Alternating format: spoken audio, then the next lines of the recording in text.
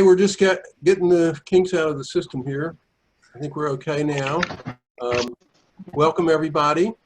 Again, I'm Richard Howorth from Square Books, and I'm just going to do the introductory bit here, and I'm going to turn it over to our host, Lisa Howorth, who's going to be in conversation with Bobbie Ann Mason, as I think you all know. First, a few upcoming events, virtual events this week, next week, beginning on Monday. Ron Rash will be here with his new book, In the Valley. It's a book of stories and a novella. The title is the novella that is based in some part on his novel Serena. He's going to be in conversation with John Grisham. So you can tell your mama and all them that John Grisham's going to be on the internet TV and enjoy that. On Wednesday, this will be exciting because we're going to have two writers, both of whom have new books out, in conversation with each other. So it's going to be something of a contest, I suppose. It's M.O. Walsh, whose book is the Big Door Prize, and George Singleton. I'm sure many of you are familiar with him, with his novel, You Want More. That's on Wednesday. Then on Friday, Larry Wells from Oxford here, the founder of the Akhnatopha Press, and has a memoir called In Faulkner's Shadow, and his host is going to be Bill Dunlap, the fastest talking painter in the American South. So that ought to be a good show too. But today we've got Bobbie Ann Mason. I feel a lot of us feel a strong, Lisa and I feel a very strong connection to her. She's been pretty much, her writing career is spans the same period of time as Square Books. Life as a bookstore, and so many of her books have been important to us, and she's been such an important writer to us. She's written 4 nonfiction books, including a little book about Elvis, a book called The Girl Sleuth, which was about reading Nancy Drew and those kinds of books. Clear Springs, which is won awards and is one of my favorite books of hers. And she's written now 12 books of fiction, 8 novels and 4 books of stories, if I've got that right, including the PEN Hemingway Award winner Shiloh and Other Stories, and In Country, Feather Crowns, a lot of our favorite books. And today she's here with us for Dear Anne, which has just come out, her 12th work of fiction. As I think you all know, she's from Kentucky, grew up there, has lived there most of her life, if not all. She can straighten that out. And I think she's been at Square Books 8 times, and we're going to count this as 9th, even though it's virtual. So, Bobbie Ann, it's always so great to see you, and especially to see you with a new book. So thank you for coming. Lisa Howorth is the co-owner of Square Books, and the owner of 3 Cats, and the co-owner of me. And she's got cats are easier. She's been a librarian and an art history professor, and has did a coffee table book on the art and literature of the South, 2 novels. Where are my notes? Summerlings is her most recent novel. It's come out in paperback just recently, and Flying Shoes came out about, I don't know, 4 years ago. 2014. So both terrific books. So thank you, Lisa, for doing this today, and I'm turning it over to you and switching seats in the process.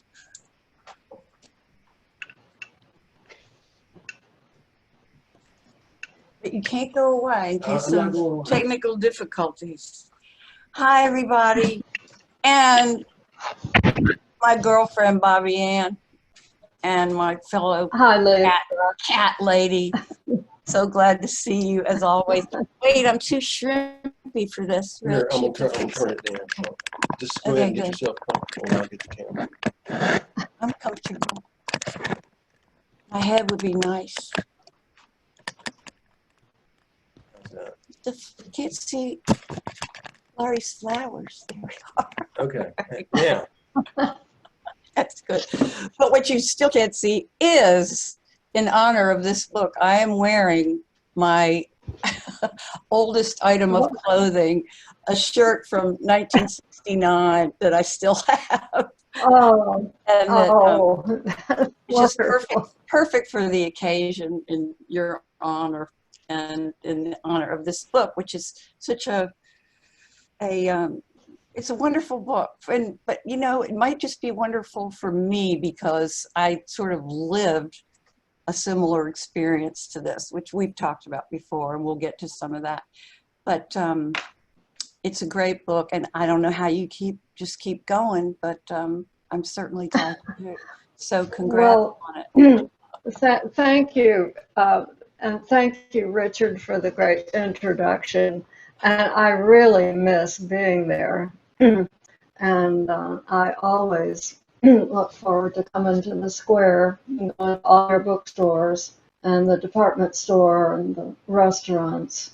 And so it's the next best thing to Zoom. So. Yeah, well, thank you. We miss having you here. We really do. And the cats said to tell you the same thing. Well, let's get the ball rolling and let's start at the beginning. Wait, where's my book? It's right here. You're sitting on it. There you go. In case you all have not seen it, you see that I love the bird with the psychedelic breastplate. It's so wonderful. Anyway, there it is. I'm so pleased with the cover. I love the cover, especially because it's just the exact image for a part of this book. And I was just so surprised to see it. I think it worked beautifully. And I'm glad you didn't get some cover you didn't like, which is a nightmare when that happens, right? Oh, so, yeah. Anyway, let's talk about what inspired you to go back all these years to this time when this book is set, which is what, 1967, 8? 1967 mostly, and 1968. Right. Summer of Love. And just lay it all out. The book is deceptively simple, but it's you realize that as you get into it, it's much more complicated than it appears. I want to make sure everybody knows, has an idea of how you laid it out, and where Anne Workman, the protagonist, is, where she is actually, and where she might be imagining she is. So go ahead. Yeah. It does seem simple, but it's a kind of complicated structure. Anne is the book really all takes place in 2017 in her mind. She's remembering and trying to invent an alternate life that she might have lived. What if instead of going to the small New York upstate college for graduate school, she had gone to Stanford University in California? That seems a radically different place to go. But she had a teacher who had wanted her to go there, and she didn't. He thought that she was very uptight and should loosen up, and it was true. She might have flourished in California. So she's imagining herself, what if she had gone to California? The book opens with her on a cruise ship, inexplicably, and she doesn't seem to be having a very good time, and she's thinking about what it was like back in the 60s, and she wants to rewrite that in her imagination because she would escape from whatever present difficulty she's in. So she starts out imagining herself at Stanford. And Anne comes from Kentucky, and her letters, the letters from her mother, are in and out of the narrative. There are a lot of letters that people write to Anne, and that's why it's called Dear Anne. And so the letters from her mother are quite a contrast to being in seminars with pretentious people who put her So down great. intellectually. They're lovely. And So you asked how the novel started, where it came from. I think, first of all, I started looking at my mother's old letters and thinking, oh, I could make a book out of these. And then I thought, oh, that would be rather quaint. I'm not sure it would go over. And then I kept thinking, well, who is she writing to? And so I started imagining Anne. And at the same time, I had written a lot of stories that were set in California, and or people had been to California, or they were moving back to Kentucky from California. So I was going to call these stories California stories. And I knew really nothing about California, but everybody has a California in their heads. They have a version of it. And so I thought I will intersperse these stories with little flash fictions, and I'll make these flashes interconnected. And well, I got started on that for about 2 pages, and all of a sudden Jimmy and Anne were involved with each other, and they were in California. So Jimmy and Anne are the main characters, and Anne is remembering Jimmy in 1967, and he was her great love.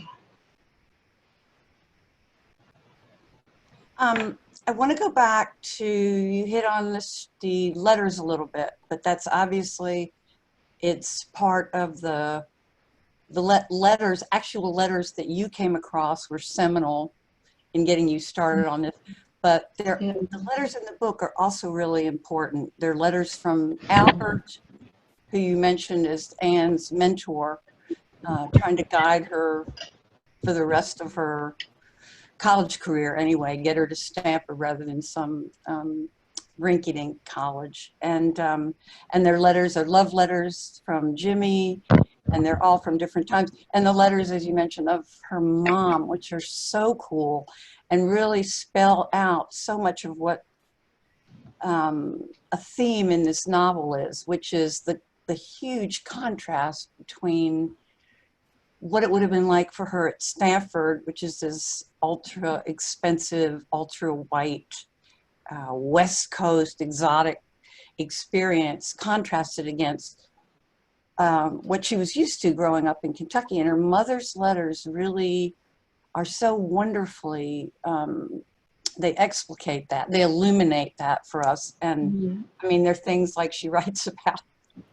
she might be doing all this really cool 60s kind of intellectual stuff, but then she'll get a letter from her mother and it's talking about home recipes for fried chicken and speculation about what her future might be like, and slopping the hogs. And I'm making it sound more gratuitous and ridiculous than it is, but they're really quite lovely. And where does that epistolary tactic come in for you? Why did you want to use that, and how do you think it works in this book? I've always loved that form. I think the epistolary form creates suspense. I'm not sure I thought about it that explicitly, but the novels I can think of that have letters, they create a continuity and a contrast and an alternate narrative. And this narrative is kind of complex by having several different approaches. They really and help. Her mother's, and most of the letters go unremarked upon by Anne. They're just there.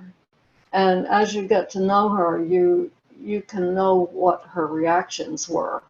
But also, she may be keeping them at a distance because she is in another world and has new challenges and can't easily be drawn back, dragged back into her old world.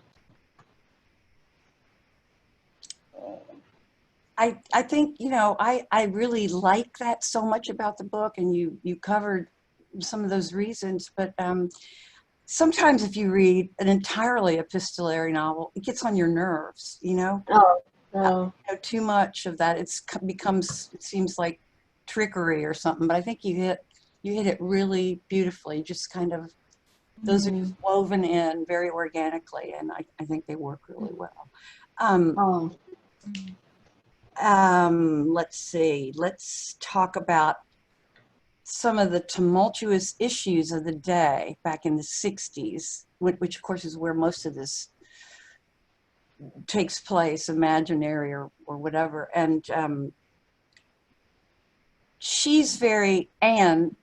is very innocent of a lot of these things, and these things really haven't touched her life in Kentucky, not the way it has in an activist sort of environment like San Francisco, Northern California.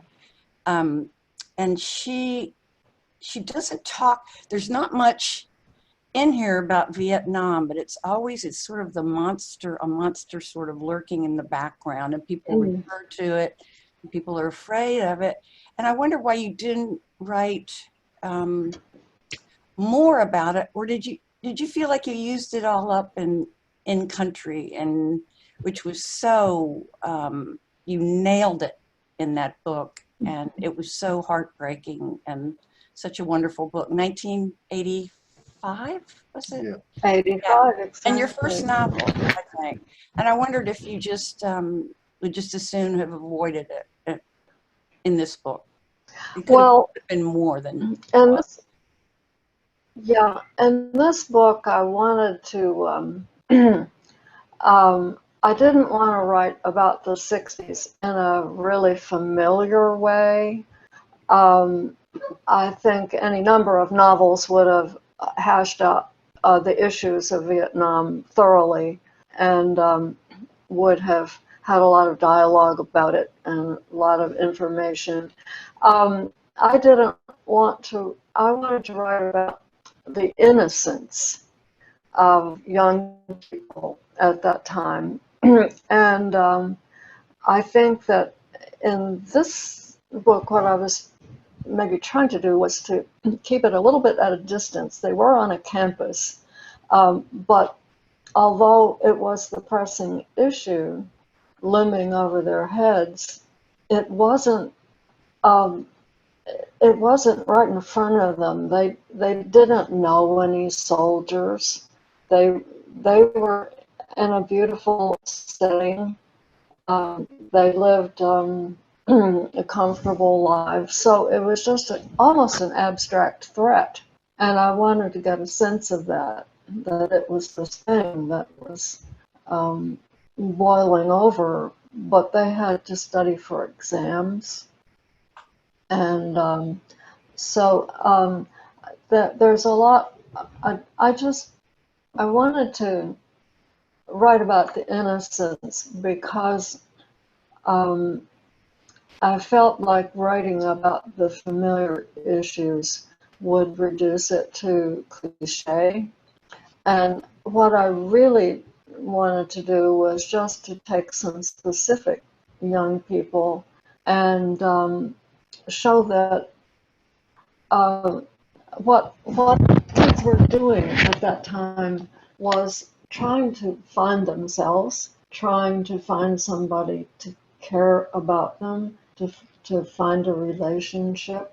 And that's all so much more real and so innocent and true than it would be to write a novel about those same old issues.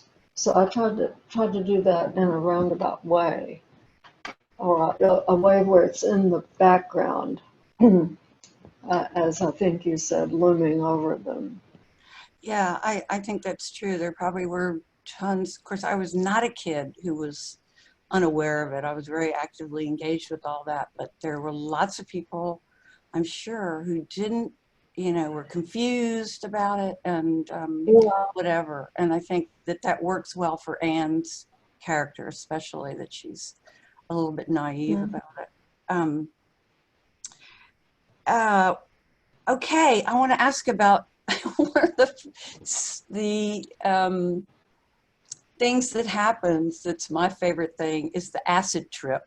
I have to say, I loved acid, Oh, and I really appreciated how this innocent young woman from Kentucky, naive and all that, how she dealt with her first acid trip and how it helped her. I mean, I wasn't a person from a farm in Kentucky by any means. I was the suburbs of a big city, but I was kind of lost in a way, and acid did so much for me. And I'm so glad to see Michael Pollan and all these people talking about microdosing now. I got to get in on that somehow. But talk a little about that, because I think you nailed that too, that trip. And I wondered, were you a big acid head? no, Or a little acid head? I'm not a very big one. I was thinking when we talked about whether I would read anything from the book, that there are parts of that I could read to you for a page or so. Would that make any sense? That'd be wonderful, because, I mean, I pulled out, I had a couple of pages marked where she says, after the acid trip, and she's has these lingering experience, feelings of it. She says, Jimmy says to her, "Do you feel changed like I said you would?" "I don't know yet. Something happened. I don't know what it is." And he says, "Don't you, Miss Anne?" Which I guess is a riff on that Dylan song. But anyway, yeah, I got it.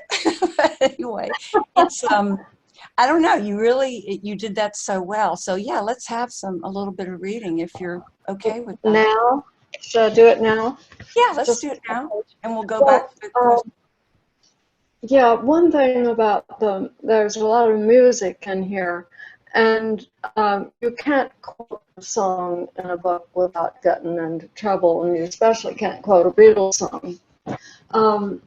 But one thing I wanted to do with this story, and set in 1967, was to give a sense of what it was like when Sgt. Pepper came out, how it was everywhere, and how it was fresh and new and mind-opening. And so this is on the acid trip. They listened to the entire Sgt. Pepper album, but I can't quote it. So this is the way I wrote it. Suddenly, the Lonely Hearts Club band appeared through the doorway, marching in place, then marching forward. Sgt. Pepper was directing the band with his slide rule. "Billy Shears sounds just like Ringo," she said. She would get by with a little help from her friends. They were looking out for her. She had never felt so secure, so loved. John, Paul, and George sang behind Ringo in a high-pitched refrain, loving and innocent. They sang out of another age where there were bandstands and susutubas and kind neighbors. At the end of the song, Jimmy stood and gave Sgt. Pepper a military salute.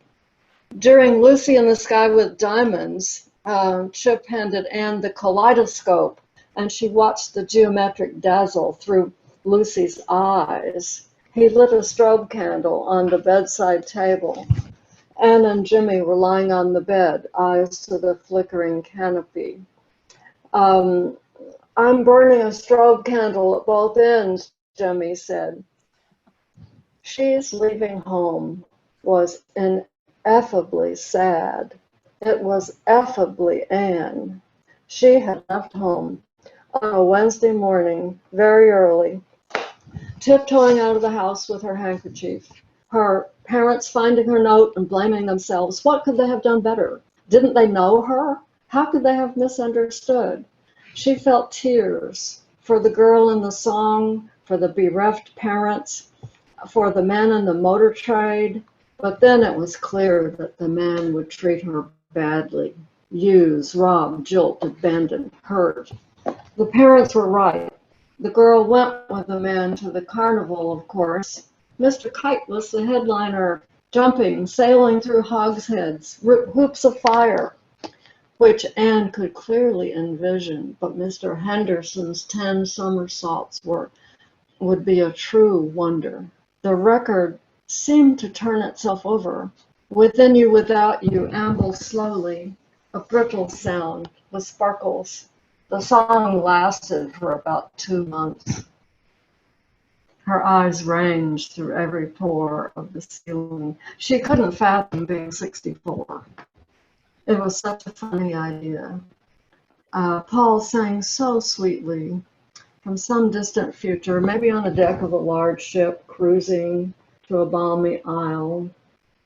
A pitch black thought interrupted the wholesome Blackburn, Lancashire, a field of landmines, helmeted figures running across, strafing sounds above.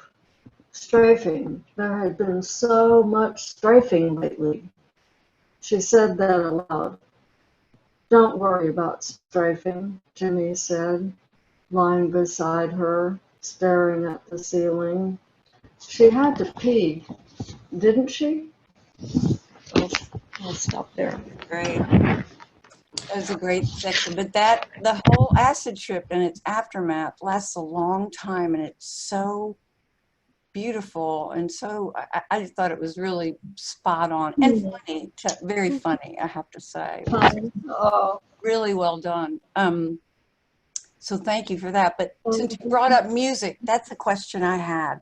I don't know, I've read several books set in the 60s and some other books set in other times where there was no music, and I'm like, In the 60s? I don't get this. How can you not have, I mean, the 60s, every day, all day long, you had music in your head, whether you were stoned or tripping or whatever, right? I mean, didn't you feel that way when you were writing this?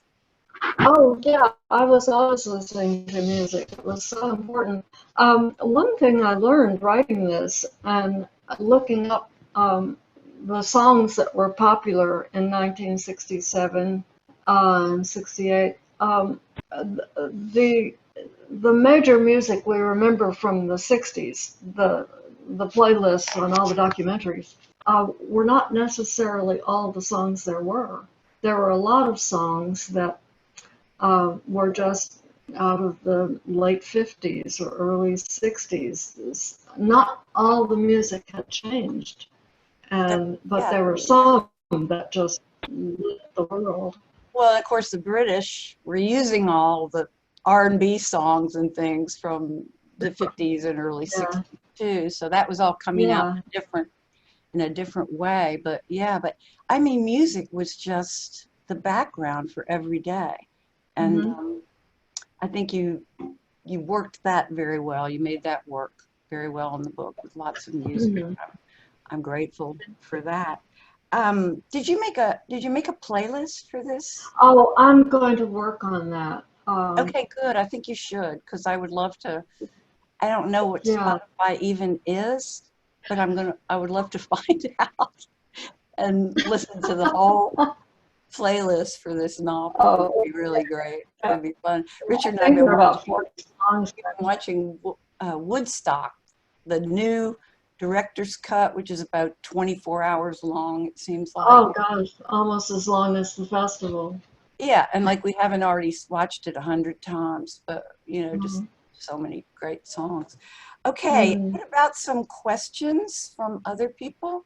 Or Bobbie Ann, if you have anything else to say, maybe people have some good things to ask. glad to hear what people want Okay. to know. I'll let Richard Well, just keep your handle seat and I'll this. tell you. Oh, rats. So if you have any questions, fire away.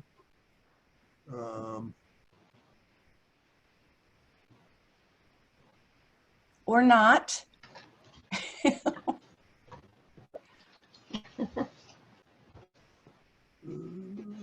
There are lots of other things we can ask, like, what are you working on now, Bobbie Ann? Not much. I doubt that. I know you've been working on this. Rather, not ready for another novel. Yeah, well, it's a disorienting, distracting time. So Novels. This one started out to be a different thing, and then it evolved into this, and it took a long time for me to find the form. And I should mention that the difference in when she starts out on a cruise ship and then starts imagining this alternate life, the life she imagines doesn't hold up because her memories invade. And so she manages to change the setting to Stanford University. And while I was writing it, I hadn't ever been to Stanford. I'd never seen the campus. And I was looking at maps and trying to visualize this place. And my main questions writing it were, what is the weather like in California? And how big is the campus? And things like that. I wanted to get details like that right. And so that I was writing on the level of the particular, like where would she go? How far would she walk to get to this place? And so the larger picture, the themes and the issues were not forefront in my mind, and it evolved and just out of trial and error. But I became very interested in the way her memories overpowered her imagination. So okay, we've got one. we got a question from Brenda. I know who this is. This is a It's big that devil, this is- Brenda. big fan of yours, Bobbie Ann. Oh, I think I remember Brenda. Did your love of music begin with the Hilltoppers? And you got to No. explain who they were. The Hilltoppers were a pop group in the early 50s, and I was their fan club president. But my love of music began, the earliest I remember was first grade, when I'm looking over a four-leaf clover was popular. But my father and I listened to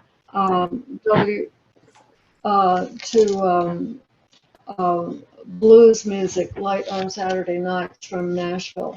And so we heard all that early R&B from the 40s and the early 50s. And after that, we listened to the big band music of that era. And so that was my music. Another question is, what are you reading right now, Bobbie Ann? Get your head in. I am reading The Boy in the Field by Margot Livesey, who's a wonderful writer. This is just an engrossing novel. And before that, I read Joe McCorkle's Hieroglyphics. Oh, Okay. right. Another question is, what does Anne imagine she studies at Stanford? What else? Imagine studies. What she studies. What is she imagining that she's studying there? I think she's studying the same thing she actually studied at the college she actually went to, which was she was interested in Emily Dickinson, and then she was interested in Samuel Taylor Coleridge. and she was interested in Wuthering Heights. I just finished reading Wuthering Heights for about the third time. I hadn't read it in ages. And in the novel, in my novel, Dear Anne, Anne tells her professor that she's enamored of Heathcliff, and he just laughs at her and says, "Why would you be in love with a fictive character, especially such a monster?" And I remember saying that very thing to my professor in graduate school, and he laughed at me. And I've just read Wuthering Heights again, and I don't know, he comes out kind of a hero, I believe. So there. Someone has asked if you have any more nonfiction books planned up your sleeve, and if not, how about a cat book co-authored with Lisa? Oh, brother. Oh, okay, there's an idea. I would not write another nonfiction book. It's just not in me. They're very hard. Fiction's much easier. Yeah, you know, Barry Hannah used to say, I hate writing nonfiction. I fucking hate facts. And he just said, if I could just write, he was doing a Johnny Who said that? Barry Hannah, of course, doing an article Oh. with Johnny Cash. He said, this would be a great article if I didn't have to stick to the facts. You know, it's hard. Yeah. It's Yeah. Yeah. What about, did you have a mentor? Did you have an Albert in your life? A guidance person? No, I did not have a mentor or anybody to guide me. I didn't write fiction for years and years until after I finished graduate school. And then when I sent stories to the New Yorker and got encouragement from the editor there, Roger Angell, that was really the first major encouragement I'd had. That there was a little piece about him in the New Yorker recently, wasn't there? A talk of the town or something, or maybe online. Oh, He got some kind of award in wherever he lives in Maine for being like the coolest guy in the world or something. I don't know. It was really well, and in just a week or so, he will be 100 years old. He what? I'm sorry, I missed that. And he will be 100 years old. Right. You know, I thought, oh no, it's his obituary, and then I started reading, and it wasn't. So thank you, Jesus. But what a great guy! What a great guy to kind of take your back. You know, that's wonderful. Yeah. Any more questions? Well, I think that's about it. And you got any parting words of wisdom for us, Bobbie Ann? Did you say parting or partying? Either one. Sorry. Oh, I don't know. It's a difficult time, isn't it? It is. But it almost just life is a surprise every day. Every day is something, and I'm normally a positive person, so I will try to stick with that and urge you to try that. You know, you and Richard and I are about the same age, and I keep reminding myself of all the terrible times that people our age have lived through, and things were scary and awful. Like Vietnam was just horrifying to me, and of course, you know, in the 50s, the fear of the bomb and things like that, all kinds of things. And I keep trying to remind myself about that. And does this feel extraordinary to you right now, or does it feel like it's just another thing we got to get over? No, it feels extraordinary, but historically there have been other situations. World War II, my God. Yeah, World War I, those things.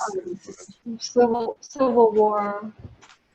Yeah, I mean, I know. I mean, I was almost around for the Civil War, but not quite. I know, yeah. So, okay, good. I'll keep on reminding myself. Yeah. We do get And through these.